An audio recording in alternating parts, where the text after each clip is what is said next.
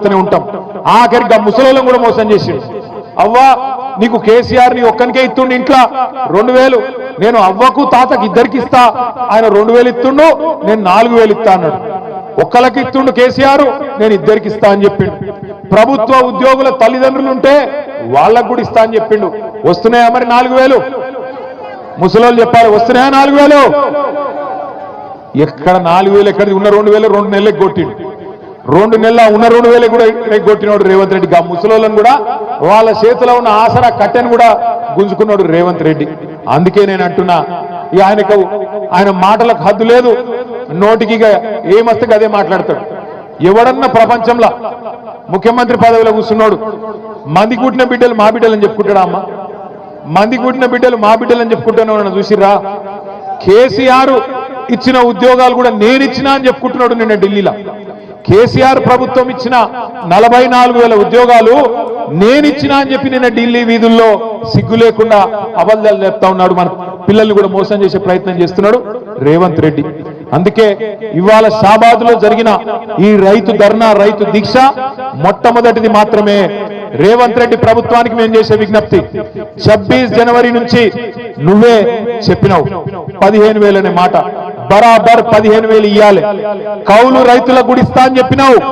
22 లక్షల మంది కౌలు రైతులకు నేను రైతు బంధు ఇస్తా అని చెప్పినావు.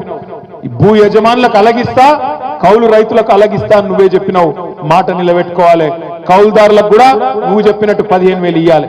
అదే విధంగా నువ్వు ఇంకో మాట ఇచ్చినావు, భూమి జాగా లేనోళ్లకు, రైతు కూలీలకు నెలకు 1000 రూపాయల చొప్పున సంవత్సరానికి 12,000 ఇస్తా అని చెప్పినావు.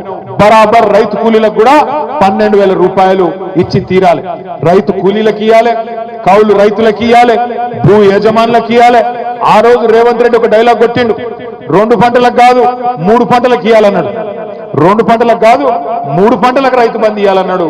నేను ఒకటే అంటున్నా, రైతుల తరఫున, ఎందుకంటే రైతు కులం లేదు, రైతుకు మతం లేదు, అన్ని కులాలోళ్ళు ఉంటారు, అన్ని మతాలోళ్ళు ఉంటారు. 70 లక్షల మంది రైతుల పక్షాన, 22 లక్షల మంది కౌలు రైతుల పక్షాన, భూమి లేని నిరుపేదల పక్షాన ఇలా బీఆర్ఎస్ పార్టీ అడుగుతున్నది. ఇచ్చిన మాట నిలబెట్టుకో, ఇయ్యకపోతే నిలబెట్టుకోకపోతే రేపు స్థానిక సంస్థల ఎన్నికలనే కాదు, మళ్ళీ ఎలక్షన్లు ఎప్పుడు వచ్చినా తప్పకుండా ఈపు చింతపండు చేసే బాధ్యత మా ఆడబిడ్డలు, మా రైతు బిడ్డలే తీసుకుంటారనే మాట కూడా విజ్ఞప్తి చేస్తా ఉన్నా. షాబాద్ లో ఈ రోజు నిజంగా కూడా నేను పట్నం అవినాష్ రెడ్డి గారిని అభినందిస్తా ఉన్నా. ఎందుకంటే ప్రభుత్వం ఎన్ని కేసులు పెట్టినా, ఎన్ని రకాలుగా ఇయ్యాలా మనని ఇబ్బంది పెట్టే ప్రయత్నం చేసినా, ఈ ప్రోగ్రాం కూడా ఎన్ని రకాల కష్టాలు కల్పించే ప్రయత్నం చేసినా, అవినాష్ రెడ్డి గారు, మన మండల పార్టీ అధ్యక్షుడు నరసింహరావు గారు, ఈ మండలంలోని ముఖ్య నాయకులందరూ కష్టపడి ఈ కార్యక్రమాన్ని బ్రహ్మాండంగా ఏర్పాటు చేసినందుకు వాళ్ళకు అభినందనలు చెప్తూ, ఇది ఆరంభం మాత్రమే. రైతుల తరపున మా పోరాటానికి ఇది ఆరంభం మాత్రమే. 21 తారీఖు నాడు నల్లగొండలో మళ్ళొక రైతు ధర్నా ఉంటది. ఆ తర్వాత వివిధ జిల్లాలకు కూడా ఈ కార్యక్రమాన్ని తీసుకొని పోతాం. రైతులకు న్యాయం జరిగేంత వరకు కేసీఆర్ గారి నాయకత్వంలో మీకోసం కొట్లాడుతూనే ఉంటాం.